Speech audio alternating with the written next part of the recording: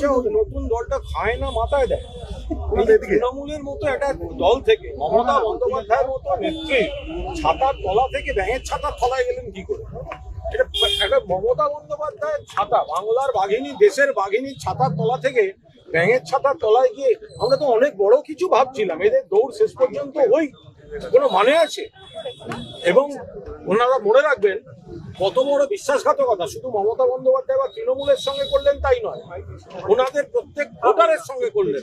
কারণ লোকসভায় ওনারা গেছেন, ভোটাররা ভোট দিয়েছিলেন কিন্তু অ্যান্টি বিজেপি ভোট। লোকসভায় যারা সাংসদ গেছেন তৃণমূলে তারা কিন্তু অ্যান্টি বিজেপি ভোটারের ভোট পেয়ে সংসদে গেছেন। যারা অ্যান্টি বিজেপি বলে মমতা বন্দ্যোপাধ্যায়ের আন্দোলনকে সমর্থন করেছেন, মমতা বন্দ্যোপাধ্যায়ের প্রার্থীদের সমর্থন করেছেন, এখন আপনারা গিয়ে বিজেপির কোলে বসতে যাচ্ছেন বা এনডিএ করছেন। এটা তো প্রত্যেক ভোটারের সঙ্গে বিশ্বাসঘাতকতা।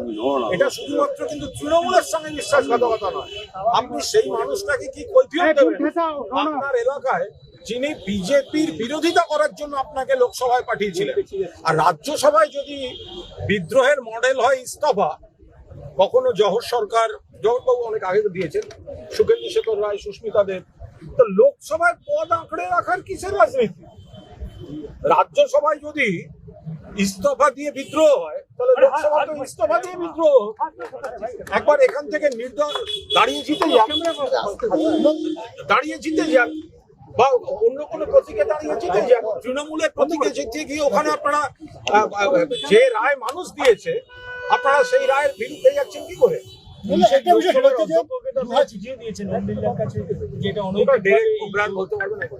আজকে আপনাদের দলের তরফ থেকে স্পিকারকে একটি চিঠি দেওয়া হয়, লোকসভা স্পিকারকে। সেই চিঠিতে পরিষ্কার বলা হয় যে আইন অনুযায়ী দলের মধ্যে কোনো গ্রুপ বা এরকম ব্লক তৈরি করা যায় না। তাতেই কি দল থেকে অন্য দলে যাওয়ার পরিকল্পনা নেওয়া হবে? তারা বলতে পারবে। আপনাদের চালে বাজিমাত। আমরা শুধু দেখতে পাচ্ছি যে যারা এই ধরনের যারা মমতা বন্দ্যোপাধ্যায়ের নেতৃত্বে ছিলেন, সর্বভারতীয় তৃণমূল কংগ্রেসের ছাতার তলায় ছিলেন, তারা হঠাৎ এত বড় বড় কথা বলার পর ব্যাঙের ছাতার তলায় গিয়ে ঢুকেছেন। এটা কোন রাজনীতি? এতে আপনাদের মর্যাদা বাড়লো? আপনারা বিজেপির সঙ্গে হাত মেলালেন, আপনারা লোকসভায় গেলেন নরেন্দ্র মোদী হটাও বলে, আর আপনারা আজ থেকে নরেন্দ্র মোদী জিন্দাবাদ বলে তৃণমূলের সঙ্গে বিশ্বাসঘাতকতা করছেন। মানুষ দেখছেন, বিচার করবেন।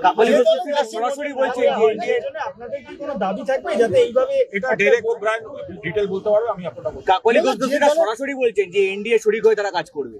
আরে আমরা তো সেই কথাই বলছি। যারা দেখুন, কথার উপর তো জিএসটি বসেনি এখনো যে যত ইচ্ছে বড় বড় কথা বলতে পারে, কিন্তু যারা বিজেপি বিরোধী ভোটারের ভোটে জিতেছেন, তৃণমূল কংগ্রেসের সমর্থকদের ভোটে জিতেছেন, ঘাসের উপর জোড়া ফুলে জিতেছেন মমতা, এদের সব ভোটের আগের ভিডিওগুলো বের করবেন। আমরা মমতা বন্দ্যোপাধ্যায়ের প্রার্থী, আমরা মমতা বন্দ্যোপাধ্যায়ের আশীর্বাদ ধন্য প্রার্থী। তো তারা আজকে ওখানে গিয়ে বিজেপির হয়ে নরেন্দ্র মোদী জিন্দাবাদ বলতে যাচ্ছেন, এটা তো মানুষের সঙ্গে বিশ্বাসঘাতকতা। তাহলে একটা প্রশ্ন, যে পার্টিতে তারা যাচ্ছেন, দেখা যাচ্ছে যে 2021-এ হারের পর আচমকা এই পার্টিটা হাওড়া থেকে সেটাকে রেজিস্টার করা হয়। অর্থাৎ এই পরিকল্পনা কি আগে থেকেই তৈরি হচ্ছিল? সেটাও হতে পারে। আবার এখন খুঁজতে বেরিয়েছেন অনেকে এরকম ছোটখাটো নানা দল তো তৈরি করে রাখেন।